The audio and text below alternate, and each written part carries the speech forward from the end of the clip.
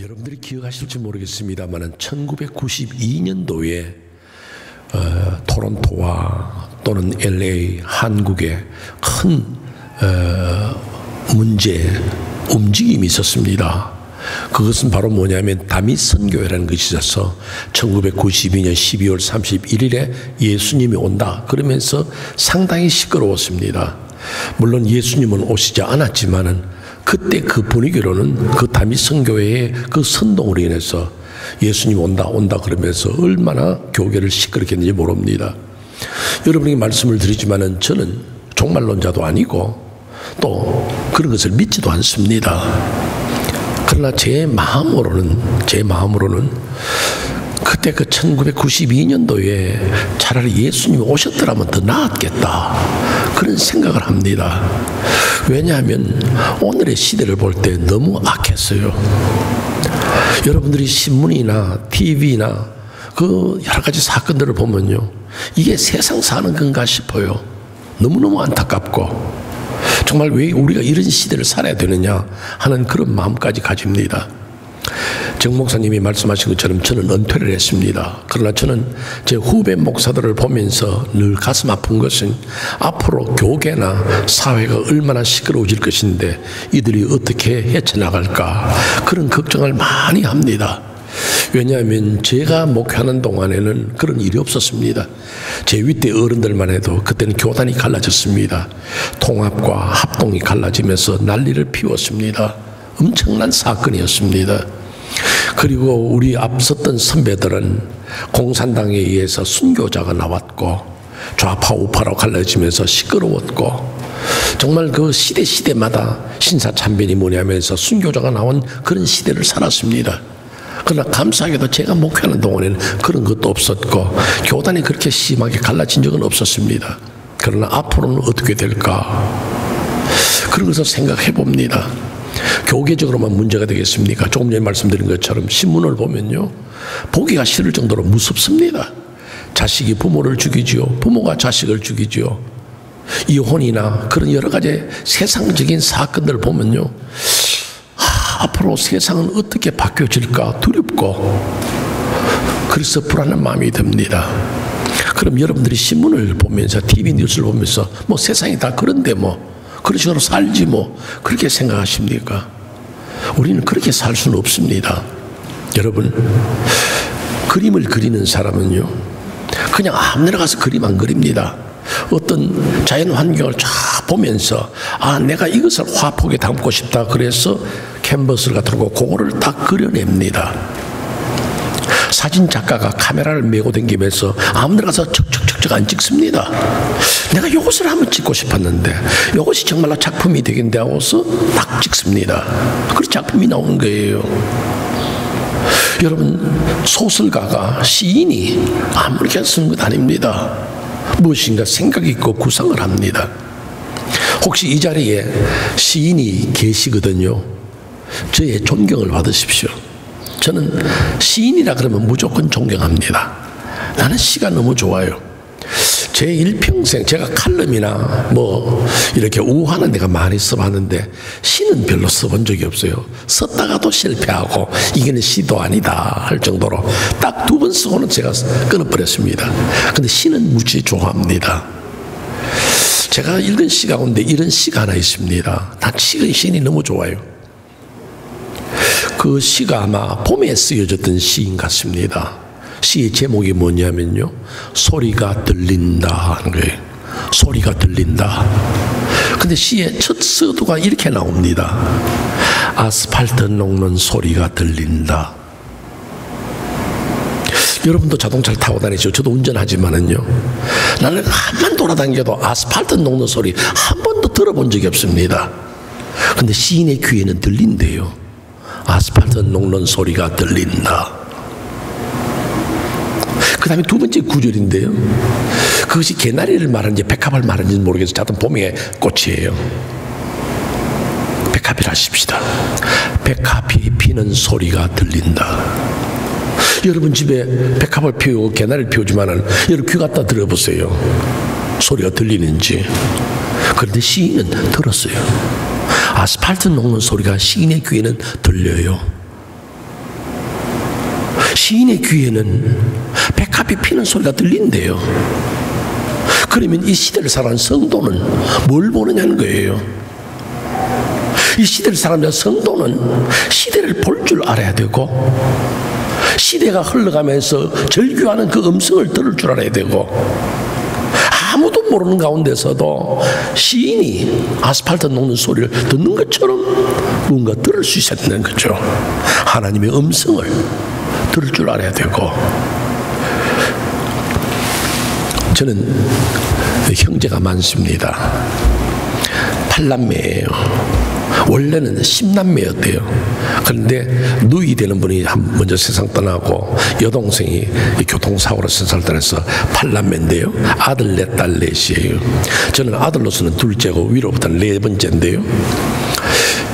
근데 이상한 것은 저희 아들 형제들은요, 결혼을 하잖아요. 결혼하면 먼저 딸부터 낳아요. 우리 형님은 결혼했는데요, 딸만 5을 그냥 스트레이트로 낳았습니다. 영실이, 은실이, 현실이, 인실이, 그 다음에는 뭐라고 지은지나 몰라요. 그냥 우리는 막내가 그만 낳으라고 똘이라 했다 하는 그 말만 들었어요. 제가 결혼해가지고 딸 낳았습니다. 정실이. 그제 제 막내 동생이 또 결혼을 했습니다. 그래서 저희들이 이야기했습니다. 아버님이 자꾸 애기들을 낳으면 자꾸 열매실자로 이름을 지으니까 자꾸 딸만 낳는데, 아버님 딸로 열매실자 이름 짓지 마세요. 그러게 우리 아버님이 또 대단한 분입니다. 뭐라고 말씀하느냐 하면, 야, 딸 고만 낳아라. 실자로 이름 지을 거 없다 그러시더라고요. 근데 제 막내 동생이 결혼했어요. 뭘 하겠습니까? 또 딸 낳았습니다. 그 이번에 실자를 안 짓더라고요. 실제로 안 짓고 이름을 고들정자에 믿을 신자 정신이라. 얼마나 이뻐요. 고들정자에 믿을 신자, 바른 믿음을 가지라. 그런데 이제 10월에 계시는 우리 어머님이 이제 한 번씩 제 막내 아들, 막내는 또 특별히 귀엽잖아요. 나이가 들어도 막내는 막내거든요. 종종 방문을 하셨습니다. 하면 그 집에 들어가자 며느리를 찾지 않습니까? 며느리를 찾을 때 며느리 이름 안 부르고 그 집 아이 이름 부르거든요. 한 번은 저희 어머님이 가셔서 우리 막내 딸을 이름을 불렀습니다. 정신이 있나 그랬습니다. 그렇게 제 동생이 나갔습니다 그랬어요. 그러니까 정신이 언제 들어오는데, 그러니까 장에 갔는데 한 2시간 있다 올 겁니다 그랬어요.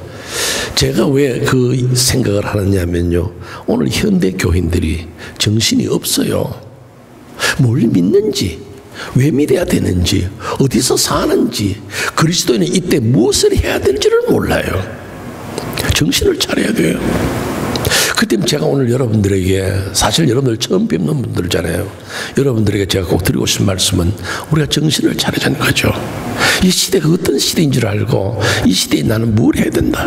아까 말씀드린 것처럼 우리 가정에 수입과 지출이 어떠하다, 지금 누가 결혼했다 안 한다, 이런 이야기들을 들을 때마다 아, 나는 가장으로서 주부로서 어떻게 하겠다, 그런 대책을 세우잖아요. 마찬가지로 성도가 살아가면서 우리는 어떻게 이 가정을, 이 시대를, 이 교회를 이끌어가는지를 생각할 수 있어야 된다, 그 말씀입니다. 저는 오늘 정 여러분들에게 이 시편 2편 1절에서 12절 말씀을 여러분들에게 소개해 드리면서 그냥 성경에 나오는 대로 쭉 이야기를 드릴게요. 그냥 여러분들은 그냥 제 말씀에 그냥 귀만 기울이시고, 전 다른 데 안 갑니다. 성경 본문에서만 제가 이야기를 드리려고 합니다. 오늘 지금 제가 여러분들에게 2가지 말씀을 드리려고 해요. 하나는 뭐냐면 시대의 징조입니다. 이 시대의 징조. 여러분들이 살아가는 시대나 제가 살아가는 시대나 이 시대의 징조가 어떠냐 이거죠. 이 시대의 징조를 말씀을 드리면 역시 본문입니다. 뭐 여러 가지로 이야기할 수 있습니다. 이 시편 2편을 다윗이 기록했다 그러면 지금부터 3000년 전, BC 1000년에 다윗이 기록한 시로 그렇게 보면요, 3000년 전에도 다윗이 이 시를 예언하듯이 썼고 오늘 그것이 예언처럼 우리에게 이루어집니다. 보세요. 오늘 우리가 종말이다, 말세다 그 이야기를 하면요, 우리는 몇 가지 이야기합니다. 종말의 징조는 뭐냐? 이스라엘 민족이 회개하면 주님 오신다. 복음이 세계적으로 전파되면 주님 오신다. 또 또는 갖가지 재앙과 재난과 지진과 기근의 소식을 들으면 주님 오신다. 우리는 그렇게 신학적으로 이야기를 합니다. 그러나 저는 그런 신학적인 이야기보다도 오늘 우리 본문에 나타난 이야기로 여러분의 말씀을 드릴 수가 있습니다. 본문에서 이 시대의 징조를 두 가지로 이야기를 합니다. 먼저는 1절에서 뭐냐면 어찌하여 열방이 헛살을 경영하는고, 어찌하여 세상 사람들이 헛된 일을 꿈꾸느냐, 그렇게 이야기를 합니다. 허사. 여러분, 허사가 뭡니까? 헛된 거예요. 그리고 가치 없고 결과적으로 얻는 것이 없는 것을 헛되다 그럽니다. 마치 어린아이가 해변가에 나갔습니다. 해변가에 나가서 모래를 한 움큼 움켜쥐었습니다. 한 움큼 분명히 움켜쥐었는데 쥐면 쥐일수록 손가락 사이로 모래는 빠져나가 버리고 손을 펴보면 아무것도 없습니다. 어쩌면 우리가 인생을 살면서 쭉 살았습니다. 나름대로 열심히 산다, 성공했다 하지만은 한순간 돌아보면 내가 뭘 위해서 살았는가 하는 그런 의구심이 생길 때가 많습니다. 그것이 허사예요. 내가 수고는 많이 했는데, 그래서 어떤 분들은 자식에 대해서 실망할 때에 나 참 자식 위해서 많은 노력을 했는데 헛농사 지었다.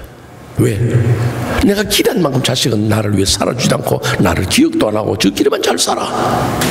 그리고 나를 그렇게 박대할 줄 몰라서 자식 농사 헛지었다. 그렇게 이야기하는 분이 계십니다. 여러분, 여름에 한동안 땀 흘려가면서 비료를 주고 수고했는데 가을이 돼서 얻을 것이 없다면 뭐라 그럽니까? 헛농사를 그러지 않습니까?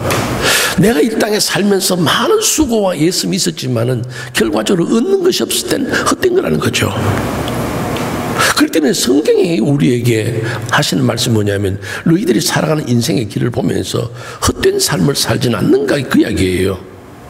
정말로 내가 살면서 이게 보람되다, 너무 귀하다, 난 많은 것을 얻었다, 감사하다, 그럴 것이 과연 몇 가지가 있겠고 무엇이 있겠냐 그거예요. 어쩌면 뒤돌아보면요 아무것도 없어요.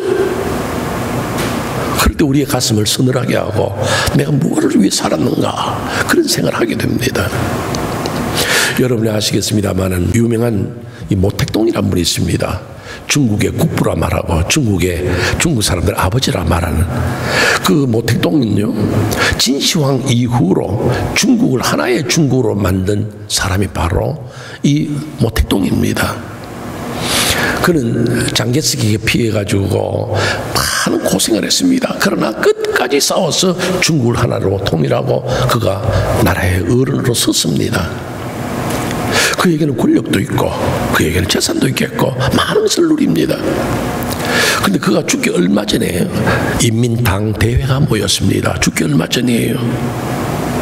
그가 인민당대회 하는 동안에 각 성에서 나와서 보고를 하고 결의를 하는데 그때 모택동과 그의 높은 사람들이 이 주석단에 쭉 앉아 있었습니다. 많은 사람들이 보고를 하는데 모택동에 뒤에 앉아 있다가 메모지를 꺼내가지고 거기서 뭔가 걱정하고 섰습니다. 쓰더니만은 그걸 구겨가지고 쓰레기통에 내버렸습니다. 회의가 다 마치고 사람들이 뿔뿔이 흩어지는데 신문기자들이 그냥 있겠어요? 강단으로 뛰어 올라와가지고 모택동이가 그때 메모지에 뭘 썼는가 찾아냈습니다. 근데 그게 이런 글이 쓰여져 있었다고 합니다. 나는 우주 한가운데 적막하게 홀로 놓여있다. 만약 조물주가 있다면 나는 어디로 갈고. 굉장히 심각한 글을 쓴 거예요. 자기가 중국의 국부로서 돈이 있고 권리 있고 다 있지만은 이제 자기가 죽을 날이 얼마 안 남았습니다. 그럴 때 딱 생각해 보니까 자기의 수고한 것, 자기의 헌신한 것, 자기를 살아온 것이 뭔가 이거죠. 자기 죽을 때 아무도 같이 안 죽어줍니다. 당신이 위대한 우리의 국부입니다 해도 죽을 때는 같이 안 죽는 거예요. 혼자 있는 거, 혼자. 이게 얼마나 외로운지 아세요? 권력이 같이 가줍니까? 물질이 같이 가줍니까? 아무도 같이 가주지 않습니다. 혼자 있는 거예요. 그러나 더 심각한 것은 뭐냐면 자기 자신입니다. 그 사람은요 공산주의자예요. 무신론자예요. 근데 자기가 죽는다. 1년이 지지, 2년이 지지, 3년이 지지 모르지만은 자기가 딱 죽는다 생각할 때 자기에게 주어지는 질문이 있는 거예요. 자기는 무신론자이기 때문에 하나님 안 믿었습니다. 무신론자이기 때문에 영생 안 믿습니다. 그런데 만약에 말입니다. 만약에 하나님이 있으면 어떡할 거냐, 그죠? 만약 조물주가 있다면 나는 어떻게 되느냐, 그죠? 이게 괴로운 거예요. 여러분들이 신앙생활 하면서 하나님을 믿습니다, 영생을 믿습니다 하니까 괜찮잖아요. 그러나 못했던 것은 괴로운 거예요. 자기가 지금까지 중국을 통일하고 대단한 인물로 살았다 하더라도 생의 마지막을 도달해보면 헛살았다는 거죠. 전 여러분들에게 이 말씀을 드리는 거예요. 내가 내 인생을 살면서 헛살지 말라는 거죠. 뭔가 귀한 것을 붙잡고 뭔가 내가 해야 할 것을 하고, 결론적으로 말씀을 드리겠습니다마는 우선은 여기 1장에서 2장 1절에서 어찌 헛살을 경영하는고 전 여러분들을 물어봅니다. 지금 여러분들이 살아가는 가운데, 지금 여러분의 직장 생활 속에서 여러분의 자녀를 기를 때, 난 참 보람되게 산다, 난 정말 귀한 것을 얻었고 귀한 삶을 살고 있다고 자부하면서 사는 성도가 과연 몇 분이나 있겠냐, 그 말씀이에요. 안델센의 유명한 동화에 보면요, 분홍신이라는 작은 동화가 하나 있습니다. 한 소녀가 길을 갑니다. 가다가 가게 쇼윈도 위에 분홍신이 하나 놓여 있습니다. 색깔도 예쁘지만 너무너무 가지고 싶은 거예요. 그래서 그 윈도를 밀고 저 가게 문을 열고 들어가서 주인에게 저 신발에 대해서 물었습니다. 그거 파는 거 아니래요. 왜 그러냐고 그러니까 그 신발에는 마술이 걸려있기 때문에 누구든지 그 신발을 신고 할 수는 없다는 거죠. 웬 마술입니까? 저 신발을 신고 춤을 추면 세상에서 가장 아름다운 춤을 춰. 그러니까 그 소녀는 더 가지고 싶죠. 그런데 그 신발을 신고 춤을 추면 세상에 가장 아름다운 춤을 추지만 그 춤이 결코 멈추지 않는단다. 그럼 알아들어야죠. 근데 이 소녀는 그 가지고 싶은 욕심에 계속 달라고 그럽니다. 할 수 없이 가게 주인이 그 신발을 줍니다. 그 소녀가 신발을 신고 나와서 사람들 앞에서 춤을 추니까요, 세상에서 가장 아름다운 춤을 추었습니다. 많은 사람들의 박수갈채가 있었습니다. 그러나 1시간은 출 수 있고 2시간은 춤을 출 수 있었지만은 결국은 그 소녀는 쓰러지고 맙니다. 그것이 안델센이 말하는 이야기입니다. 우리는 세상의 욕심에 취해서, 명예에 취해서 난 이것을 얻어야 된다. 그러다가 결국은 얻는 것이 무엇이냐, 결과가 무엇이냐거든요. 전 사랑하는 성도 여러분이 예수를 믿는다 그러면서, 기도 생활한다 그러면서, 하나님 안에서 믿음으로 산다 그러면서 여러분들이 혹시 헛된 것을 추구하는 성도는 아닐까 싶어서 이 말씀을 여러분이 먼저 드리는 겁니다. 헛살을 경영하지 마라. 두 번째는 2절입니다. 2절과 3절을 같이 말씀을 드리는데요, 2절에서 하시는 말씀이 뭡니까? 적그리스도의 나타남입니다. 여호와와 그 기름받은 자를 대적하며 그럽니다. 기름받은 자, 이것은 바로 anointed거든요. 기름받은 자, 이것은 적그리스도를 말합니다. 그리스도가 바로 기름받은 자인데 그를 대적하니까 적그리스도. 그래서 종말에는 어떤 사건이 많이 일어나느냐, 자기를 예수다, 자기를 그리스도다, 자기를 메시아다, 자기를 하나님이다, 자기를 여호와다 하는 그런 이단들, 사이비들이 많이 일어날 것을 말합니다. 한국에도 있고 미국에도 있고 캐나다도 있고 그런 사이비들이 많이 일어납니다. 그런데 그들이 뭐라고 부르짖든지 이단들의 요청이 뭐냐면요, 3절입니다. 그 맨 것을 끊고 그 결박을 벗어버리자도다. 야, 이거 무서운 말입니다.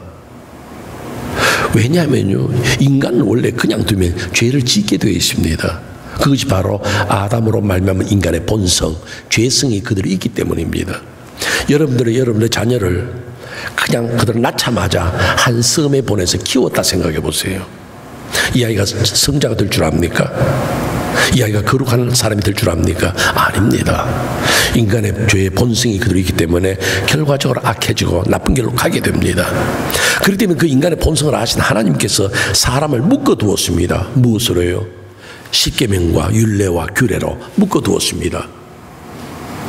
그래서 부모님을 공경하게 만들고 하나님 앞에 예배하게 만들고 남에게 탐내지 말게 하시고 도둑질하지 말게 하시고 가늠하게 하지 마시고 그렇게 하나님 묶어두었습니다. 그런데 이 세상의 악함이 사람을 그냥 두지 않았습니다. 인권이라는 것으로 가위로 사람의 맨 것을 끊어버렸습니다. 그래서 가정들이 깨어지고, 그래서 부모가 자식을 죽이고 자식이 부모를 죽이는 그런 세상으로 변한 겁니다. 왜요? 다 끊어버렸으니까. 자유다는 거죠. 성경이 뭐라고 말하는 상관없습니다. 인간은 자유롭고 인간은 인권의 중심이다. 하나님 아셨습니다. 이 세상이 그렇게 될 줄을요. 오늘 세상 보세요. 캐나다에 사는 우리는 참 얼마나 어려운 시절에 삽니까? 아까 제가 처음에 말씀드린 것처럼 앞으로 캐나다에 있는 교회들도요 갈라집니다. 이미 이 캐나다인 교회들은 많이 갈라졌지 않습니까? 연합교단에서부터 갈라지고 성공회가 갈라지고, 앞으로 우리 정 목사님이나 목사님들이 목회하면서 제일 부닥치는 문제가 동성결혼을 어떻게 할 것이냐. 지난번에도 여기 가나다 장로교단 쪽에서 총회가 모여가지고 동성애 문제에 대해서 반대하기로 그렇게 결의를 했다는 그런 기사를 읽었습니다만은, 앞으로 이것이 정식으로 돼도 됩니다. 앞으로 시온성교회라고 여기서 자유로울 수는 없습니다. 성경이 분명히 그것을 반대하는데도 불구하고 왜 못하느냐, 인권인데 하고서 그 맨 것을 끊어버립니다. 죄악된 길에 서느냐 안 서느냐 그게 문제가 아닙니다. 모든 데서 자유로워지기를 원하고 마음대로 살기를 원합니다. 주일 성수의 문제도 그렇고 11조의 문제도 그렇고, 모든 진리 안에서 사는 성도는 어쨌든 그 안에서 하나님 말씀 안에서 구속이 되어져야 되는데 세상은 그렇지 않거든요. 그런데 이것이 우리에게 어려움인데 우리가 그냥 보고 있을 수 있느냐? 여러분이 많이 기도하셔야 됩니다. 하나님, 앞으로 우리의 교회가 어떻게 되겠습니까?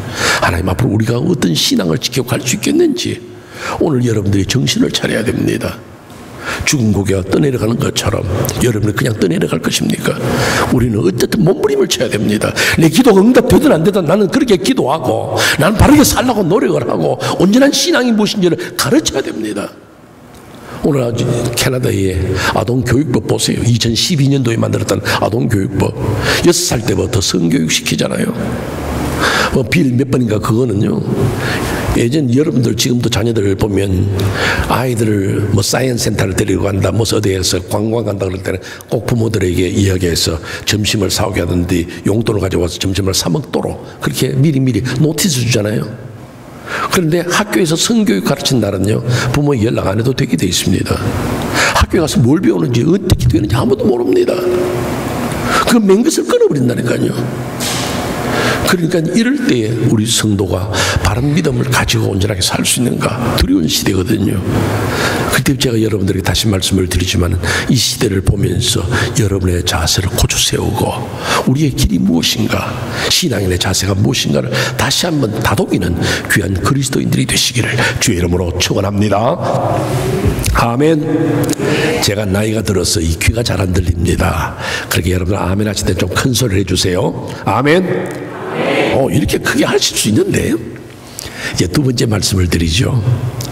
두 번째 말씀은 여기 4절에서부터 12절까지 말씀입니다. 삼위 하나님의 역사에 대해서. 여러분, 삼위 하나님의 역사를 말씀하는데 참 놀라운 것은요, 하나님은 역사에 개입하신다는 것을 보여줍니다. 여러분들의 성경 구약을 읽어보고 신약을 읽어보세요. 천지만물 창조하신 하나님이 그냥 졸고 계셨는지 아니면 역사하셨거든요. 예를 들어서 창세기 11장에 보면요, 사람들이 노아 홍수 때 너무 혼이 났습니다. 온 세계가 다 멸망당했잖아요. 그때에 사람들의 아이디어 하나 떠올랐습니다. 야, 우리가 탑을 하나 만들자. 그래서 무슨 홍수가 지더라도 살아남도록 그 바벨탑을 지었습니다. 바벨탑을 높이 세울 때에 하나님은 역사에 개입하십니다. 왜냐하면 저들의 악함을 아시니까. 그래서 성경이 이렇게 말합니다. 우리가 내려가서, 여러분 아시는 것처럼 성부 하나님, 성자 하나님, 성자 예수 그리스도, 성령 하나님 따지면 한 분 아닙니까? 한 분 하나님인데 그게 복수를 써요. 우리가 내려가서, 그것은 바로 삼위 하나님의 역사, 성부, 성자, 성령의 역사거든요. 그들이 이 지구상에 내려와서 바벨탑을 무너뜨리고 하나님의 역사를 나타냈습니다. 똑같은 이야기예요. 여기 시편 2편에요 4절에서부터 12절까지도 삼위 하나님의 역사가 보입니다. 먼저 4절에서부터 6절까지 성부 하나님의 웃으심이 나옵니다. 여기 4절에 말이죠. 하늘에 계신 이가 웃으심이요 그가 비웃으시리로다. 참 심각한 말씀입니다. 저는 이 4절을 생각할 때마다 때로는 두려워집니다. 저는 좀 여러분에게 좀 죄송한 말씀을 하나 하죠. 제가 목회를 끝내기 얼마 전부터, 몇 년 전부터 제가 늘 내 마음에 담는 말씀이 하나 있습니다. 그게 바로 뭐냐면, 하나님은 어떻게 생각하실까? 하나님은 어떻게 생각하실까? 나는 뭣도 모르고 막 뛰어다니지만은 내 목회하는 모습을 보고 하나님은 어떻게 생각하실까? 내가 어떤 문제 앞에 서 있습니다. 풀어가야 하는 문제가 있습니다. 그때 내 모습을 보고 하나님은 어떻게 생각하실까? 참 심각하거든요. 근데 여기 시편에도 이 말합니다. 하늘에 계시니까 우리를 보고 웃고 계시는 거예요. 비웃고 계신대요. 하나님 여러분들이 뭐 산다고 하고 뭐 직장 생활하고 뭐 사업한다고 그러고 자녀들 딸 시집 보내고 뭐 장가 보내고 뭐 할 때에 하나님이 여러분을 어떻게 보고 계실까? 참 멋지게 산다. 그렇게 하실까? 아니면 그게 신앙생활이고 그게 예수 믿는 집사의 가정이야? 그렇게 말씀하신다면, 그렇게 웃으신다면 내 사는 것이 얼마나 부끄럽습니까? 예를 들어서 여러분들, 저는 인간 목사입니다. 근데 여러분들이 어떻게 하는 걸 보면서 내가 아이고 집사님 뭐 그게 사는 거라고요. 제가 비웃어도 여러분을 웃어올 거고 창피스러울 건데 하나님이 나를 보고 그게 신앙생활이야? 그게 기도생활이야? 그게 집사의 가정에서 할 일이야? 그렇게 하신다면, 미카엘의 미소라는 이야기가 있어요.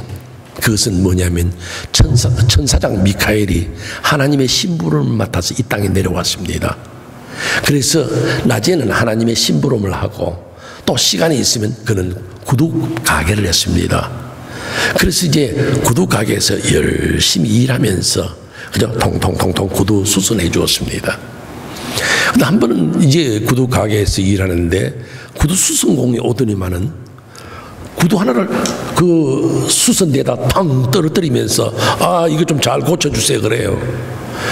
보니까 너덜너덜하고 뭐 흙이 묻어가지고 이거는 왜 고치나 마나예요. 차라리 새 신발 하나 사신지 그걸 가져와가지고 고쳐달래요. 그러면서 하는 말이 뭐냐면요, 다시는 안 떨어지도록 잘 고치주세요 그래요. 아니 하나 사신지 다시는 안 떨어지도록. 그래서 도대체 어떤 사람이 그런 이야기를 하는가 싶어서 천사장 미카엘이 그 사람을 쳐다봤대요. 근데 천사장 미카엘의 눈에는요, 그 사람이 내일 죽을 사람이더래요. 내일 죽을 사람이 신발 가져와서 평생 다시는 안 떨어지도록 하니까 얼마나 우스워요. 그래서 빙그레 웃었다는 거예요. 인생아 내일 죽을 사람이 신발은 다시는 안 떨어져. 얼마나 인간이 어리석냐 이거죠. 그러니까 그 천사는 미카엘이 웃었다는 거예요. 나는 그 웃었다는 이야기를 들으면요, 제가 잘 아는 집사님이 한번 생각나요. 그 집사님은 이 치과 의사를 했어요. 치과 의사를 한 분인데, 이분은 제가보다 나이가 몇 살 더 많은데요. 제가 부목사 때 사택이 그 안에 있으니까 예배만 마치면 저희 사택으로 와가지고 조금 나이가 어느 정도 비슷했으니까 김 목사 밥 좀 줘서 하고 막 들어왔어요. 그래가지고는 저하고 개인적으로 상당히 가깝고 잘 지냈어요. 그런데 그 집사님이 한 번 날 보고 그래요. 참 목사님, 치과 병원에 있으면 재밌는 일 많아요 그래요. 그 제가 보기에는, 여러분 혹시 여기 치과의사 계시는데 용서하세요. 난 치과의사는 별로 재미없을 것 같아요.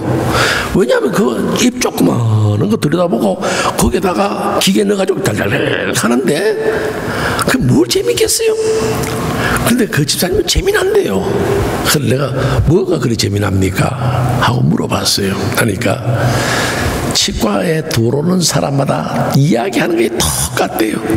어떻게 들어오냐면, 저 이래가지고 선생님 하고 들어온대요. 왜냐하면 다쳤으니까, 틀니가 부러졌으니까, 충치가 생겼으니까 아이고 선생님 할밖에요. 아이고 선생님 그런 들어오고저는 그 다음에는 하는 말이 똑같대요. 뭐라냐면요, 다시는 안 오도록 평생 이빨 안 아프도록 잘 고쳐주세요 그런데요. 그 말도 또 일리가 있어요. 왜냐하면 막 이 가는데 막 신경에 주사를 하다가 좀 으악 하고 넘어가는데 그게 보통 일이겠어요? 오고 싶지 않겠죠. 그래서 다시는 안 오도록, 평생 안 아프도록 잘 고쳐달라는데, 그런데 이 집사님이 또 명답을 한대요. 자기는 그런데요. 그 다음 경상도 분이니까요. 이렇게 말해요. 보소, 하나님이 만들어준 이빨도 부사서 왔는데 사람이 만들어준 거 몇 년 가겠다고 다음 또 쏘 그런데요. 야, 내가 그 이야기 듣고 명언이다, 명언. 만약에 다음 또 안 오면 치과에서 어떻게 먹고 살겠어요? 또 부러지고 또 털리가 돼야 오지요. 그런데 이 사람은요, 항상 평생은 떨어지도록, 평생 영원히 다시는 그거로만 삽니다. 여러분, 그게 되겠어요? 여러분들이 아무리 꿈을 꾸고 해도요, 허사를 경영하는 것이고 지내고 보면 다 연약한 거란 말이에요. 우리가 이것을 먼저 알고 신앙으로 살아야 됩니다. 그렇지 않고서 이 땅에서 우리가 영원할 것을 생각한다는 것은 불가능한 이야기입니다. 물론 사람이 건강하기 위해서 약도 먹고 몸조심도 하고 또 건강관리도 해야죠. 운동도 하고 다이어트도 하고 다 해야죠. 그러나 그게 우리가 전적으로 매달릴 것은 아니더라는 거죠. 먼저는 나를 보호하시고 지키시는 하나님의 능력을 믿어야 되고, 나와 함께 계신 그 하나님 앞에서 무릎 꿇고 기도하면서 그분이 나를 붙들어 주시길 바라야지, 사람의 노고 수고한 것 아무것도 아니고 무너질 수 있다는 걸 알아야 됩니다. 인간이 뭘 자랑하겠습니까? 인간이 뭘 내세우겠습니까? 인간의 수고요, 별것 아니에요. 제가 중학교인데 고등학교 때는 제가 기억을 못합니다. 한참 공부하는데요, 갑자기 그 교실 안에 있는 스피커에서 방송이 나왔습니다. 지금 학교 바로 옆에 서문시장이라고 대구에서 유명한 시장입니다. 서문시장에 지금 불이 났는데 지금 그 불을 지금 소방차들에서 끄는데도 안 꺼진다는 거예요. 엄청난 불인데 이 불이 전부 학교 쪽으로 온다는 거예요. 그러니까 학생들을 조퇴시켜 빨리 보내는 거예요. 왜냐하면 학교 근처에 오고 난 다음에 불이 더 번지면 그때 학교 조퇴시키면 학생들이 왕 나가다가 사고 날 수 있으니까 지금 미리 보내라는 거예요. 그래서 선생님이 책을 딱 덮더니만, 자, 불이 났으니까 여러분 빨리 집으로 가라 해서 가요. 그리고 학생들 전부 다 가방들로 막 좋아서 나가는 거예요. 근데 옛날부터요, 싸움 구경하고 불 구경은요 돈 줘가면서도 하는데 그걸 어떻게 그냥 가겠어요? 그래서 저는 집을 안 가고 학교의 옥상, 이렇게 본관 건물 옥상에 올라가가지고 그 불구경했습니다. 근데 정말로 엄청난 불이에요. 이 대구 서문시장이 포목으로 유명하거든요. 이 양복 천들이 타니까 어떻게 했어요? 시커먼 연기가 확확 불타오르는데요. 저쪽 구석에부터 불타오르는 쫙 오는 거예요. 점점 가까이 오는데요. 그냥 가게 하나 집 퍽 쓰러지는데 엄청난 불이었습니다. 학교 고독했어요. 그런데 학교 앞쪽으로 보니까 아직 불이 안 왔거든요. 불이 안 왔는데 그 집 주인들이 얼마나 스마트한지요. 집 식구들, 종업원들이 나와서 그 집에다가 막 물을 끼얹는 거예요. 지붕에다 물을 뿌리고 벽에다 물을 뿌려가지고 불타지 말라고. 그런데요, 그 불길이 무서우니까 그대로 쓰러지는 거예요. 그대로 주저앉아요. 그분도 노력했습니다, 불 끄려고. 그러나 그 화마 앞에서는 서지를 못하는 거예요. 우리가 아무리 예를 쓴다고 불행을 막을 수 있고, 예를 쓴다고 행복을 얻을 수 있고, 그거 아닙니다. 여호와께서 성을 지키지 아니하시면 세우는 자의 수고가 헛되고, 시편 127편. 여호와께서 성을 지키지 아니하시면 파수꾼의 경성함이 헛사로다는 거예요. 여호와께서 지키시고 여호와께서 붙드셔야 그 가정도 그 삶도 행복해질 수 있고 잘 될 수 있다, 그 말이에요. 오늘 우리 이걸 알아야 됩니다. 내가 많은 것을 얻었다 해도 그게 다 내 소유가 안 돼요. 우리 이걸 모르면 실패합니다. 여러분에게 간곡히 부탁드리는 것은 이 시대를 보면서 나는 무엇을 추구하고 무엇을 위해 사느냐, 이걸 늘 생각하세요. 우리 옛날은요 참 가난했습니다. 옛날. 제가 지금 옛날이라 그러잖아요. 나이가 든 사람은 몇 가지 징조가 있습니다. 첫째는요, 나이 든 사람은요 말할 때마다 옛날에 잘 그래요. 우리 아버지, 우리 어머니도요 옛날에 그런 이야기 많이 했어요. 야, 6.25 사변 나올 때 얼마나 했냐, 일제시대 때 우리가 얼마나 못 먹고 살냐, 옛날의 이야기예요. 그러니까 노인들 보면요 항상 옛날 이야기합니다.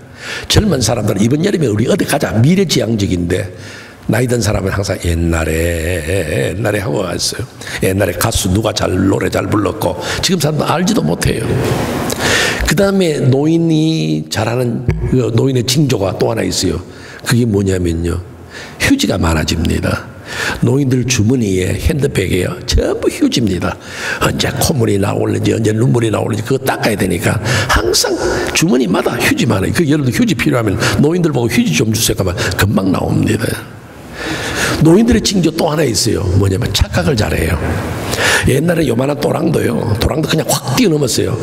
근데 요것쯤이 하고 뛰다가 넘어져가지고 골절하고 다리 부러지고 그래요. 착각을 잘해요. 근데 저도 이제 옛날 사람이니까 옛날 이야기 합시다. 옛날에 우리는 참 가난했어요. 참 먹는 것도 입는 것도 어렵고, 그때는요 노는 것도 별로 없었어요. 노는 것도 옛날에 어른들 보면요, 그냥 미군 무대에서 나온 거 선교사들 가지고 온 그 핑크색 나는 플라스틱 그 인형들 있잖아요. 그거는 그때 눈도 안 깜빡거렸어요. 그냥 이렇게 눈이 이런 거를 가지고 그냥 애기다 하고 업고 댕기고 그러면서 이 하우스 플레이, 뭐 소꿉장난, 그렇게 소꿉장난 했어요. 그러고 또 가지고 놀 게 없어. 요즘이야 뭐 인형도 보면 배만 이렇게 골 눌러도요, 헬로 하고 이야기 하는데 옛날에는 그런 게 없었거든요. 그리고 또 요즘에는 보면 뭐 소꿉장난 해도요, 뭐 침대도 있고 마이크로웨이브 오븐도 있고 다 그렇게 갖추잖아요. 그때는 그런 게 없었어요. 사금팔이 그저 유리 조각들 잘라놓은 그거 가지고 이 그릇이다 그러고 밥해 먹나 그러고, 네가 아빠 해라 네가 엄마 해라 그러고서는 뭐 회사 간다 그러고 갔다 올게 그러고 그렇게 좀 놀았단 말이에요. 그러니까 그때는 진짜 놀 게 없었습니다. 그저 남자들은 논다 해봐요. 그러니까 막대기로 그저 막대기 치기나 놀이를 하고, 그 다음에 그 남자들이 주로 많이 논 게 뭐냐면, 요즘도 하긴 합디다만 말타기요. 저 앞에 친구 엉덩이에다가 목 고개 쳐박아 놓고 뒤에서 뛰어와가지고 풀쩍 뛰어가지고 위로 쾅 내려앉으면 그게 무너지면 또 새로 해야 되고 가위바위보 해가지고 팀이 바뀌어지는데요. 지금 40대 50대 다 허리 아픈 거는요, 그때 말타기 해가지고 다 허리 다 다친 거라고요. 여자들은 또 놀 게 뭐 있나요? 여자들도 놀 게 없었어요. 그저 고무줄, 그래가지고 고무줄 이다랗게 해가지고 밑에서부터 발로 롤리고 노래 불러가면서 발 올렸다 내렸다 하고 그렇게 하는 거, 그게 다예요. 그럼 또 이제 남학생들은 또 그게 뭐가 대단한 것처럼 해가지고 뛰어와가지고 그 야선으로는 고무줄을 끊어버리면 또 욕을 하면서 고무줄을 이어가지고 너덜너덜하게 해가지고 그렇게 놀았어요. 그런데 그때요, 남자하고 여자하고 같이 놀 수 있는 게임이 하나 있었어요. 그게 뭐냐면요, 땅 뺏기 놀이예요. 땅 뺏기 놀인데요, 이 땅바닥에다 사각형을 이렇게 그려놓고 거기에다가 이 목 같은 거로요, 송곳 같은 거로 이 반뼘을 그리잖아요. 또 그것도 또 뭐 대단한 거라고 또 너는 속였니 안 속였니, 뼘을 크게 잡았니 안 잡았니 하는데 그거 별거 아니거든요. 그런데도 이렇게 해가지고는 반뼘 그래가지고 사금팔이를 튕깁니다. 그래서 그게 이제 3번 만에 들어오면 이게 내 땅, 3번 들어가면 저건 또 자기 땅, 그렇게 해서 했어요. 그리고 이제 땅을 이만큼 찾아만 서로 이제 남의 땅을 먹고 들어가는 거죠. 그러다가 선생님이 종을 땅땅 치면요, 그냥 안 들어가요. 또 그걸 또 발로 또 다 문지르고 들어갔습니다. 그걸 끝이에요. 그냥 놀 때는 이게 이만큼이 내 땅이다, 이만큼이 너 땅이다 하고서 큰 소리 치고 했지만은 선생님이 종만 땅땅 치니까 다 두고 가는 거예요. 무슨 내 땅이 어디 있어요? 네 땅이 어디 있어요? 다 두고 가는 거예요. 제가 왜 이 말씀하는지 아세요? 지금 우리가 살아가는 동안 나는 아파트를 몇 채 샀어, 땅을 몇 평 늘렸어, 어디에서 큰 투자해가 돈 많이 벌었어. 그렇지만 주님이 종을 땅땅 치면요, 다 두고 가는 거예요. 주께서 문을 여실 때 내 영혼 들어가겠네. 주님이 들어오라 그러면요, 주님 나 이거 땅 산 지 얼마 안 되는데요, 아직도 우리 아이들 장가 보내야 되는데요. 하나님은요, 들어와. 그 끝이에요. 내가 어떤 핑계를 대더라도 하나님이 들어와 그러면 우리는 그냥 두고 가는 거예요. 어떤 이유나 변명도 핑계도 필요 없어요. 들어와 그러면 우리는 들어가야 돼요. 하나님이 우리를 보고 어떻게 생각하냐는 거예요. 한 부자가 있습니다. 누가복음에. 그 얼마나 농사를 잘 지었든지 창고를 수고를 더 지르고 내 영혼아 먹고 마시자 할 때 오늘 밤 내가 네 영혼을 부르면 누구 것이 되겠냐 이거죠. 그 여러분들이 사는 인생 한번 돌아보시라는 거예요. 내가 과연 하나님 앞에서 어떻게 사는 인생이 있냐. 하나님이 나를 보실 때 얼마나 안타까웠을까. 아니라 넌 진짜 하나님의 사람으로 산다. 바울사도 디모데를 보고 너 하나님의 사람아 한 것처럼 내가 하나님의 사람으로 부끄럽지 않는가. 저는 이거 생각할 때요 참 안타깝더라고요. 이거 가져갈 수 없을까. 제가 연구를 많이 했습니다. 요거 가져가는 비결이 없을까 제가 생각했는데 오늘 가르쳐 드릴게요. 가져갈 수 있어요. 어떻게 하느냐면요, 물을 한 컵 가져오세요.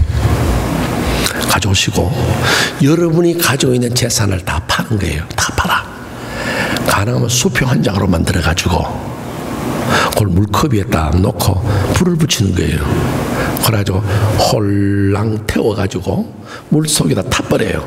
그래 회회 져가지고 홀랑 마시면 천국 갈 때 가지고 갈 수 있을는지 몰라도 그 이외에는 방법이 없더라고요. 여러분, 여러분들 세상 욕심내고 살지 마세요.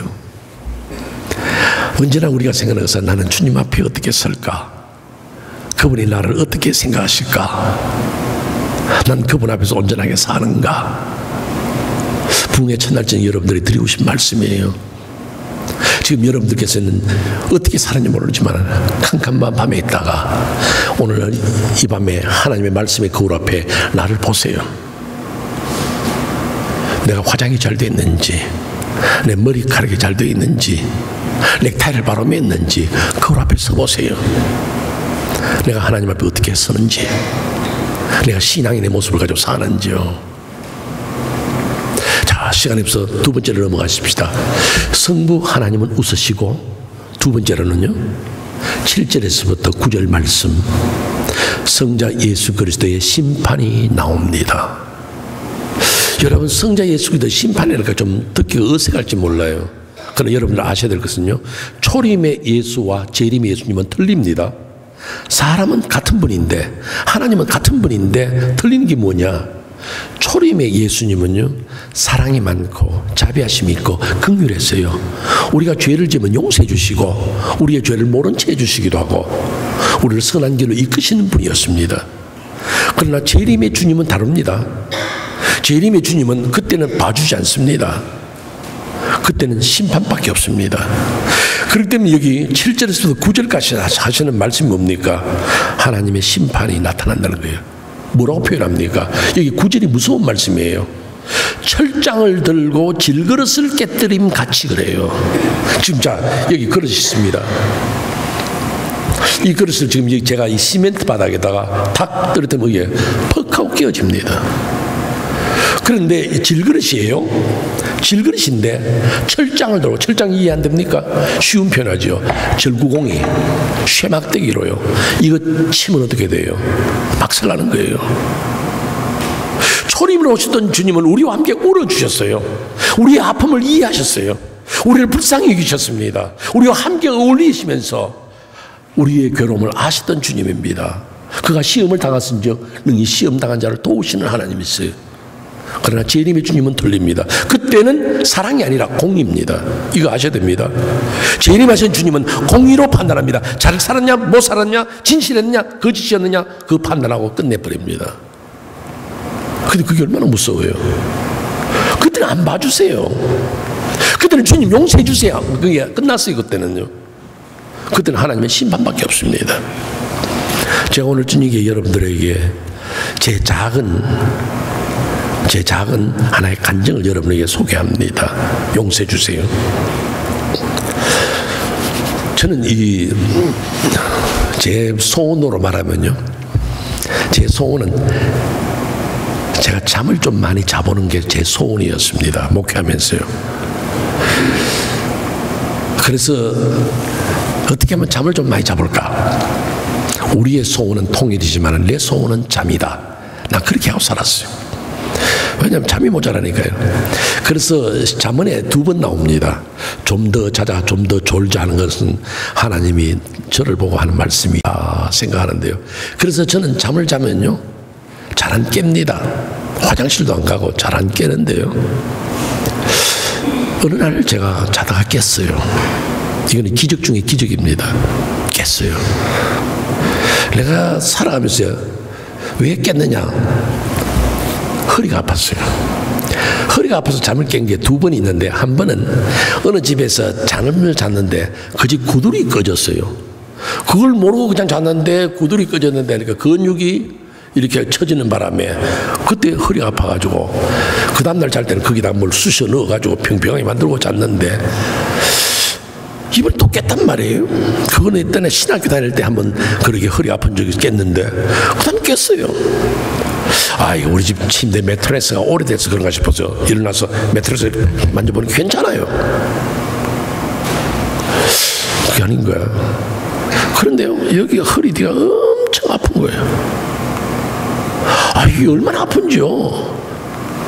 누워있어서 깼는데 엎드려도 아프고, 뭘 고여도 아프고, 서있어도 아프고, 이래도 아프고 저래도 아프고요. 제가 한국말을 그때 하나 실감을 했어요. 내가 아는 단어인데요, 안절부절 가는 거예요. 이게 표현을 못해서 얼마나 아픈지요. 그때 딱 생각나는 게 뭐냐면요, 아, 혹시 신장 아픈 거 아닌가. 신장이 엄청나게 아프거든요. 신장에 돌이 있어서 아프면요, 여자가 아기 낳는 것보다 더 아프다 그러거든요. 진통제가 말을 안 들어요. 엄청나게 아픈데요. 그때 신장 나쁜 거 아닌가 딱 생각하니까 우리 교회 집사님이 한번 생각나더라고요.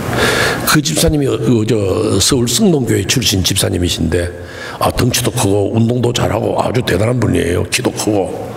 근데 어느 날 밖에 나갔다가 갑자기 혈압이 확 얼굴이 뜨거워지는 거예요. 그래가지고는 팬미를 딱 한테 갔더니만, 혈압을 딱 재더니만, 당신 당장 병원에 입원해. 당신 신장 둘 다 죽은 것 같다는 거예요. 그래가지고 그분이 병원에 입원해가지고 했는데, 그때는 다이얼리시스라 그래가지고 여기에 물통을 차고 다녔어요. 이 배 속에다가 약물을 넣어가지고 거기다 뽑아내는 거, 아주 기초적인 방식이었는데요. 이제는 많이 달라졌겠죠. 그래가지고 그때부터 다이얼리시스 하면서 이 오줌으로 걸러냈는데요. 그분이 그렇게 하다가 신장 이식을 받았어요. 신장 이식 받아가 한 개 이식 받았는데, 그 사이에 또 위암 걸려가지고 또 위암 수술을 하고. 근데 사람이 하는 건 오래 안 가거든요. 그때는 이 신장 하나 이식 받으면요 7년 갔어요. 요즘은 더 늘어났지만 그때는 7년이 맥시멈이라고 그랬어요. 또 뜯어냈습니다. 뜯어내가 그 뒤부터 또 피가리를 했습니다. 그러다가 나중에 당뇨가 또 생겨가지고 다리 하나 자르고 결국 세상 떠난 분이에요. 아, 그분 생각이 딱 나면서, 아, 이거 내가 이거 큰일 났는데, 목사가 이거 신장 아파가지고 이제 어떻게 목회를 하지? 아, 그런데 뭐 일단은 엄청나게 아픈 거예요. 아파서 견딜 수 없는 거예요. 그때요, 제가 하나님의 음성을 들었어요. 제가 하나님의 음성을 들었다 그러니까 여러분들이, 아, 하나님이 사무엘 부르듯이 김 목사야, 그런 음성 아니고요. 하나님이 제 가슴 속에다 말씀을 확 심어주면서 저를 깨닫게 하시는 거예요. 김 목사, 너 올라올래? 김 목사, 너 이렇게 목회할래? 너 이렇게 살래? 너 나하고 계산할까? 하나님이 그렇게 말씀하는데요, 제가 할 말이 없어요.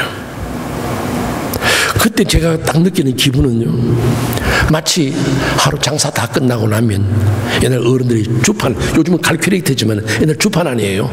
주판 탁탁탁 치고는 쭉 긋고 1전 놓고 2전 놓고 쭉 하듯이, 하나님이 내 인생 장보에다가 빨간 줄을 쫙 긋고, 끝. 김경진 너 올라와. 내가 너를 목사로 보냈건만은, 내가 너를 이미 목회자로 세웠건만, 너 이렇게 할지 못해.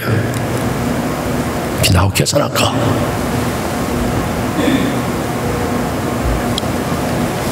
내가 무슨 말 하겠습니까? 저분이 알고 이야기하는데요, 하나님 이민교회 그렇지 않습니까? 하나님 이민교회 목사 얼마나 불쌍합니까? 그건 알아요. 하나님이 너 오늘 밤 나하고 계산하자는 거예요. 제가 할 말이 없어요. 식은땀이 쫙 흐르는데요. 저분이 날 부르는 거예요. 저분이 이제 끝내자는 거예요. 내가 모르겠습니까? 그때 제가 드린 기도가 하나 있습니다. 아버지, 잘못했습니다. 그 말밖에 못하겠어요. 왜요? 다 아는데 뭐. 내가 이런 변명을 하든 저런 변명을 하든 무슨 말을 해도 저분은 알아. 모르고 나를 부르겠어요? 아, 나 근데 그런 줄 몰랐는데. 아, 네가 그렇게 어려움을 당했어? 그래서 이런 식으로 살았어? 그래. 내가 잘못 생각했구나. 그럴 하나님이에요?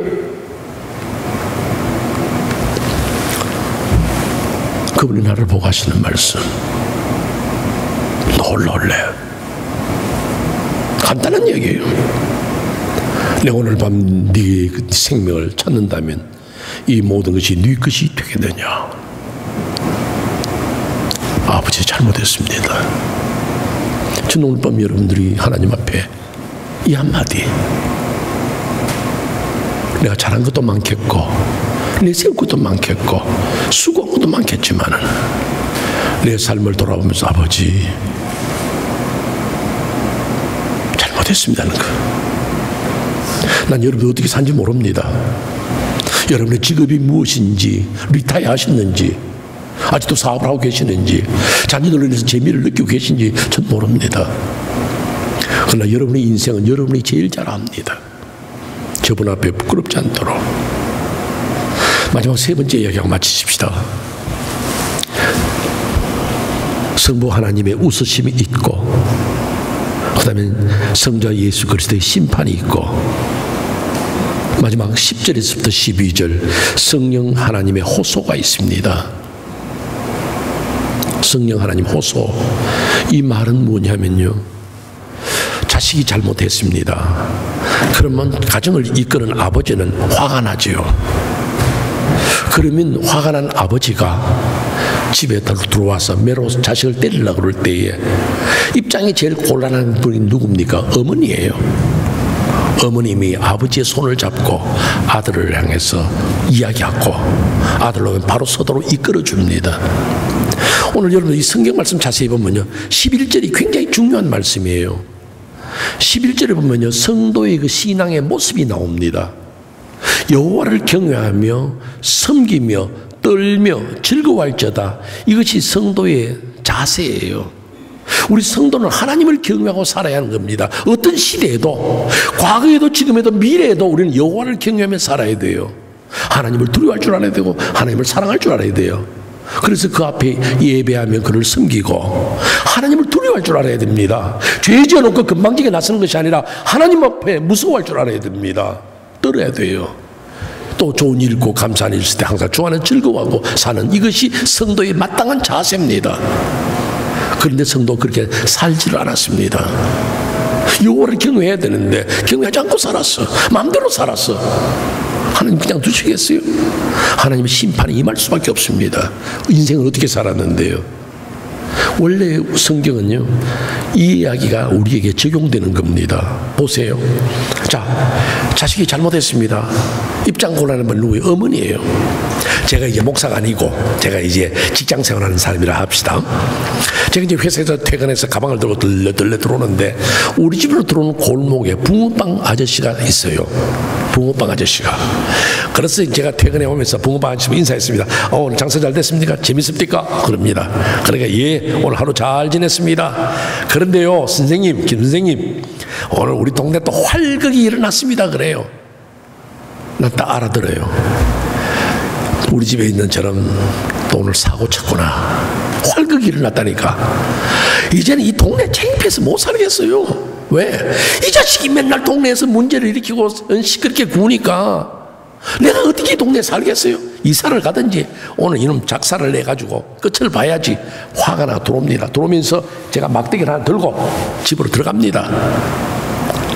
이놈 어디 갔어? 그러니까 이놈은 벌써 오늘 사고 친 거 아버지가 알고 자기를 혼낼 줄 알고 방에서 벌벌 떱니다. 그럼 누가 입장 제일 곤란해요? 어머니입니다. 아내가 제 손을 잡았습니다.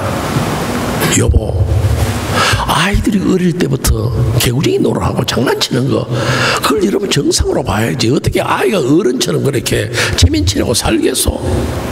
그리고 보면요, 아이들 저런 장난은요, 나는 어릴 때부터 저렇게 장난쳐 본 적이 없어. 닮았으면 당신 닮아서 저래야 되지, 나 닮은 건 아니요. 어떻게 하겠어요? 그리고 멸을 든 아버지의 손을 움켜쥐고 아들 보고 이야기합니다. 이놈아, 아버지한테 잘못했다 그래. 아버지한테 빌어. 바로 이거예요. 무슨 말이냐? 우리는 원래 여호와를 경외하며 섬기며 떨며 즐거워 살아야 되는데 그렇게 살지를 못했습니다. 그러니까 여기 12절에 뭐라고 말합니까? 그 아들에게 입 맞추라. Kiss the son. 그 아들에게 입 맞추라는 거예요. 근데 우리는 어떻게 다 입 맞췄느냐? 잠언에 보면요, 송아지와 입을 맞췄다 그럽니다. 호세아서에 보면요, 송아지와 입을 맞췄다는 것은 우상을 섬겼단 말이에요. 하나님을 버리고 우상을 섬겼고, 또 잠언에 보면 창기와 입을 맞췄다 그럽니다. 세상 향락과 입을 맞추었습니다. 하나님 진노 안 하시겠어요? 그러니까 성경이 뭐냐면 그 아들 예수 그리스도에게 입 맞추고 살라는 거예요. 그 아들에게 입 맞추라는 거죠. 아버지에게 잘못했다고 나오고 바로 서라는 거죠. 이것이 바로 우리가 살 길입니다, 여러분. 이 시대 속에 우리가 어떻게 살까? 여러분들 그 아들에게 입 맞추는 성도 되시기를 주의 이름으로 축원합니다. 여러분, 그 아들에게 예수 그리스도에게 나오는 거, 우리 자신을 고백하며 나오는 거, 그게 살 길이 있습니다. 제가 이 교회 오기 전에 우리 시온성 교회 홈페이지 한번 들어가 봤어요. 아니, 우리 정 목사님이 몇 주 전에 설교하신 거 나옵니다. 그 누가복음에 한 여인의 이야기가 나옵니다. 그 여인이요, 예수 그리스도 앞에 나옵니다. 어떤 여인인지 우리 성경은 자세히 말하지 않습니다. 그러나 일반적으로 성경학자들은 그 여자가 창기였을 것이라 그렇게 추정합니다. 그 예수 앞에 나오는데 그가 감히 어떻게 예수 그리스도 앞에 나오겠어요? 앞으로 바로 못 나오고 예수의 뒤로 왔어. 우리 정 목사님 그렇게 설교하셨죠. 뒤로 왔어. 예수 바로 못 봅니다. 예수의 뒤로 왔어.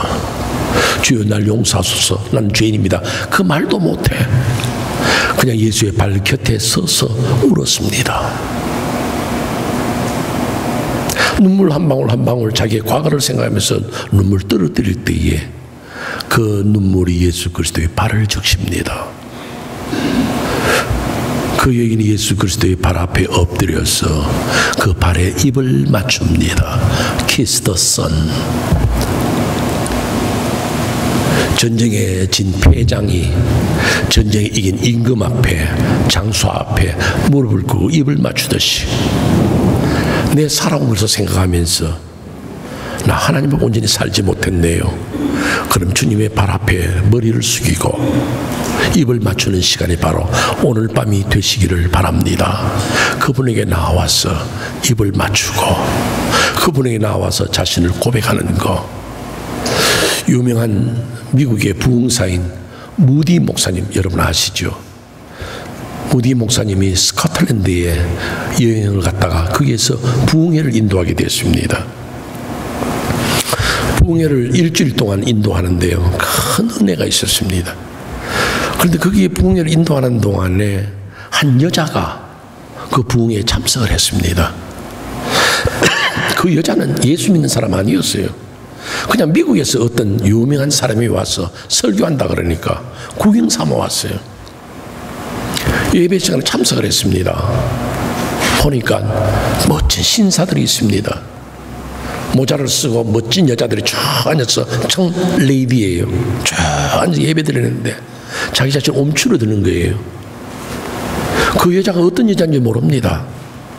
그 여자도 누가복음에 나타난 그 여인처럼 불의한 여인인지 아니면 정상적인 보통 여인인지 모릅니다. 그런데 그 부흥회에 참석을 하면서 그 말씀의 은혜가 돼요. 그냥 받았습니다. 그런데 암만 생각해도 이해가 안 되는 거예요. 자기 너무 초라한 거예요. 그 자기 마음속으로 이런 생각을 했습니다.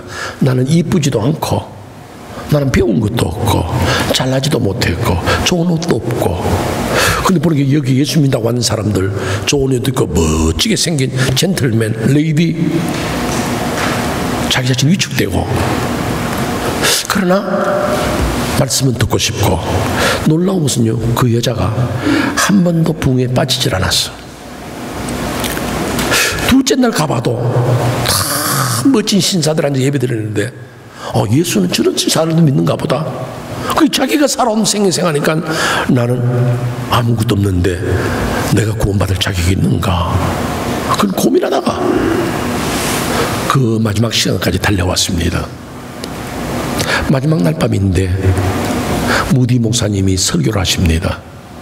마지막 날밤 설교 제목이 뭐냐면 하나님의 사랑과 용서입니다. 하나님의 사랑은 위대해서 어떤 누구도 잘났든 못났든 가난하든 부하든 상관없습니다. 예수 앞에 나오는 자 용서함 받고 새 사람 될 수 있습니다. 그런데 이 여자가 그 설교를 했는데 못 견디겠는 거예요. 도무지 자기가 풀고 싶은 거, 나 같은 여자도 예수 믿을 수 있는가, 나 같은 여자도 구원 얻을 수 있는가, 그게 갈등이 온 거예요. 목사님이 설교하는데요, 중간에 뛰쳐나왔습니다. 목사님, 나 같은 여자도 구원 얻을 수 있습니까? 뛰쳐나오는데요, 무디 목사님 설교를 어떻게 하겠어요? 무디 목사님이 성경을 놓고 그 자리로 내려갔습니다. 여자가 뛰쳐나오는데요, 그 여자를 부둥켜 안고, 자매님, 탕자가 아버지께로 돌아올 때에 아버지는 그 모습 그대로 받아주었습니다. 자매님이 어떤 형편에서 어떤 환경에서 왔든지 주님은 오늘 밤에 당신을 만나시고 당신을 받아주십니다. 이것이 설교보다 더 은혜스러운 분위기였습니다. 그때 그 찬양대에 앉아있던 엘리자베스 해밀턴이라는 여자가 그걸 시로 썼습니다. 그리고는 무디를 따라다니면서 찬송 부르는 생키가 거기다 곡을 붙였습니다. 그게 바로 여러분들 가지고 계시는 찬송 214장이에요. 우리 한번 같이 불러보십시다. 214장 찬송입니다.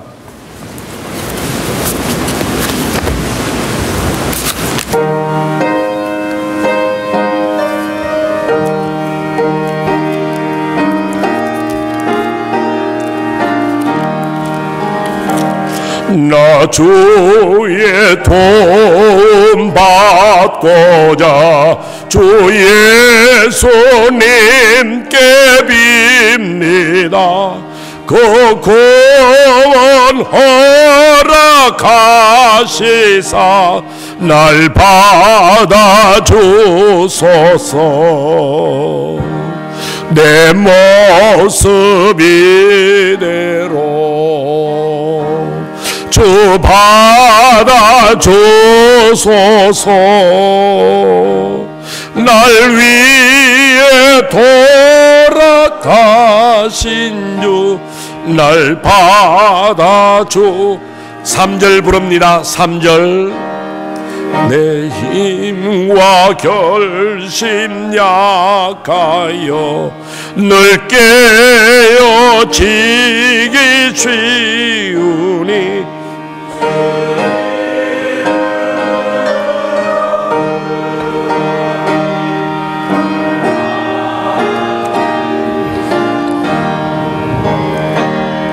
내 모습 이대로 주 받아주소서.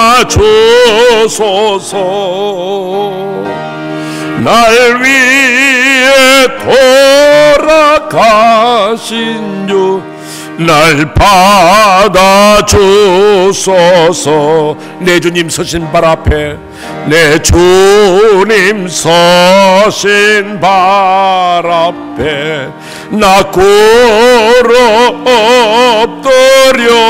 엎드렸으니 거하신 역사 이루게 날 받아주소서. 내 모습 이대로 주 받아주소서. 날 위해 돌아가신 주 날 받아주소서.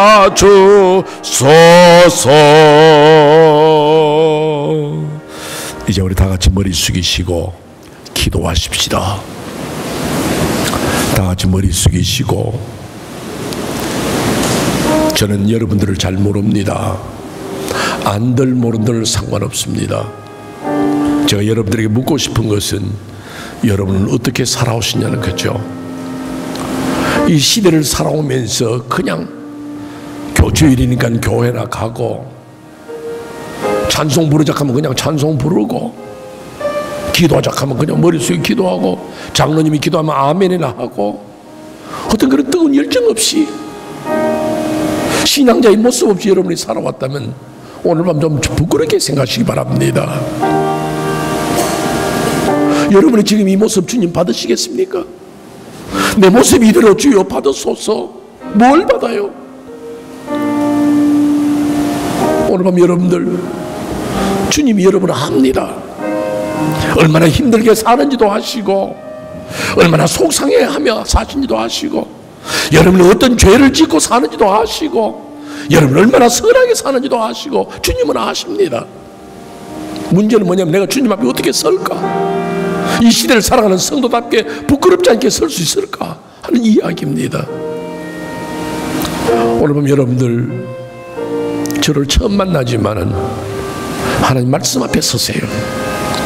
간절한 마음으로 여러분 하나님 앞에 우리 같이 기도하시겠는데요, 저는 여러분들의 찬송 부를 동안에 제가 이 찬송을 한번 불러드릴게요.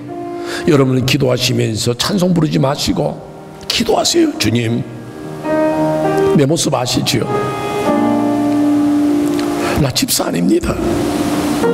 다른 사람들은 나를 권사라 부르고 나를 집사라 부르지만은 주님, 내 모습은 아닙니다. 주님, 날 용서하시고 오늘 밤 나를 만나주시고 주 안에 새롭게 만들어 주옵소서. 이 시대를 바로 살아가는 성도답게 살게 하여 주시옵소서. 온전한 주의 백성, 주의 자녀로 살게 하여 주시옵소서. 그렇게 한번 우리 간절한 마음으로 한번 기도하시길 바랍니다. 다 같이 기도하겠습니다.